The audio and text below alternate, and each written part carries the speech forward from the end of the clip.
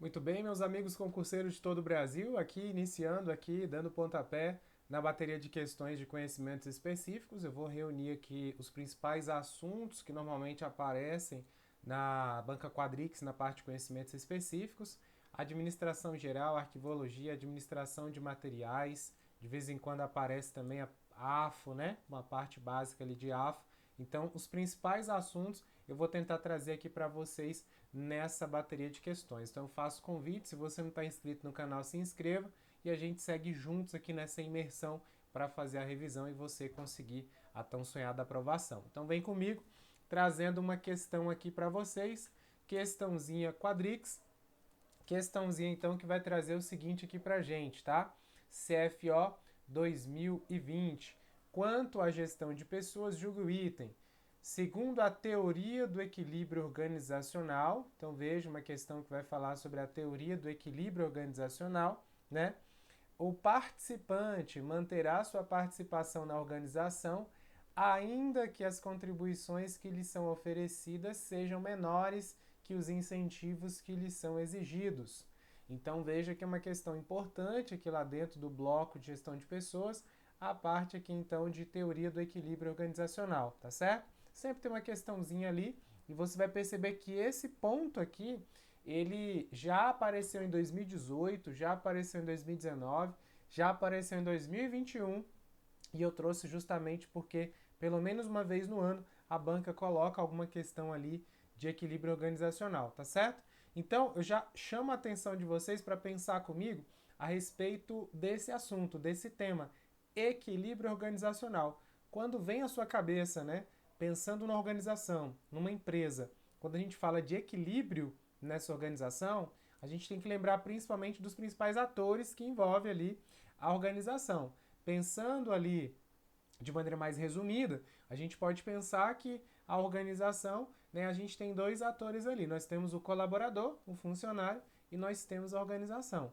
Nesse momento eu estou tirando aqui um pouquinho de lado os clientes, né? Mas lógico que os clientes entram, interagem, fazem parte desse processo. Estou pensando aqui em apenas dois atores envolvidos, a própria organização e o colaborador. Tudo começa aqui, então a gente pensa juntos assim. Para que haja um equilíbrio, quando você está na organização, a gente sabe que normalmente se você está insatisfeito, isso vai afetar a sua produtividade, isso vai afetar o tempo de permanência na organização, correto? Outra coisa, se você está feliz na organização, isso favorece com que você de repente fique mais tempo, fique mais motivado, tenha uma produtividade maior, tá? Claro que a gente pode ter vários outros fatores aqui. Estou fazendo um raciocínio simples aqui com vocês. Então a gente pode pensar o seguinte, pessoal: a organização ela vai ser um sistema social aqui na qual os participantes oferecem trabalho e dedicação para a organização em troca de incentivos, tá? De benefício. Então o funcionáriozinho está aqui, a organização está aqui, né? A organização aqui, fazer aqui uma indústria aqui muito mal feita, uma indústriazinha aqui. Então eu tenho o funcionário aqui oferecendo o trabalho, a dedicação dele. Em troca, o que ele quer aqui? Incentivo, benefício, salário, melhores condições e outras coisas mais, né? Então a gente tem essa ida e vinda aqui, ó. A gente tem esse ciclo que forma, então, na verdade, esse processo, tá? Então a organização vai estar de um lado, colaborador, funcionário de outro, um participante ali vai estar de outro, oferecendo. Então, no fim das contas, acaba sendo o quê? Uma troca, né? Uma troca. A organização espera ter resultado, né? E para ter resultado, ela precisa da parte do funcionário, ela precisa da colaboração do funcionário, ela precisa do desempenho do funcionário para que ela cresça. Então, se uma parte cresce, a outra também, consequentemente, vai crescer. Então, o que a gente tem aqui, pessoal? Todo participante aqui dessa organização, né, todo participante, ele manterá sua participação, né, na organização enquanto os estímulos que lhe são oferecidos forem iguais ou maiores do que as contribuições que lhes são exigidas. Isso aqui vocês vão encontrar lá no Chiavenato, né? O autor principal aí que a gente tem como referência aí na administração e que a banca Quadrix gosta muito de puxar algumas coisas de lá, tá bom?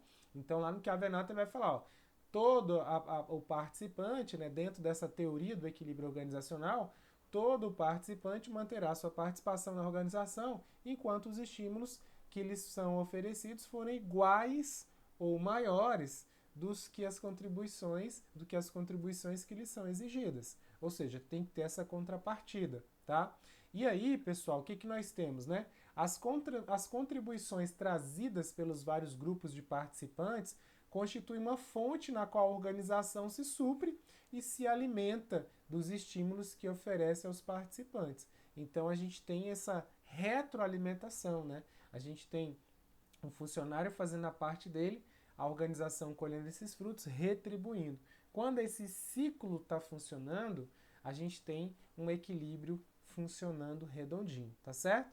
A gente pode até representar aqui nesse desenho, né? Observe aqui que eu trouxe para vocês, ó, na tela, esse desenho aqui, ó, em que a gente tem esse equilíbrio organizacional. Esse equilíbrio organizacional, ele vai depender de uma contrapartida da própria empresa e também dos funcionários. A empresa, ela tem a expectativa quanto aos funcionários, os funcionários vão ter a expectativa deles para a empresa, né, para com a empresa, do mesmo modo que a empresa vai ter expectativa em relação aos funcionários, né, de produtividade, de várias coisas, desempenho, de resultado, de comprometimento e tudo mais. Então, quando a gente tem essa balança aqui funcionando, né, em equilíbrio, quando a gente tem isso aqui mais próximo possível desse equilíbrio, a gente está justamente nesse momento de equilíbrio organizacional. E a palavra-chave que eu quero que você grave sempre quando a gente falar em equilíbrio organizacional é reciprocidade, pessoal. Tem que haver reciprocidade. Tudo isso que a gente está falando de contrapartida, né, de um lado colabora, né, de um lado entrega, do outro lado também entrega, a gente está falando aqui de reciprocidade, beleza? Então, a organização ela vai ter uma expectativa que em relação aos funcionários, né? Do mesmo modo que o funcionário vai ter uma expectativa em relação à organização. E quando essas expectativas elas são atendidas, a gente parte ali para um equilíbrio e isso envolve o quê? Envolve a reciprocidade, tá? Dos dois lados ali. Então, quando a gente tem isso funcionando, a gente tem o equilíbrio organizacional, beleza?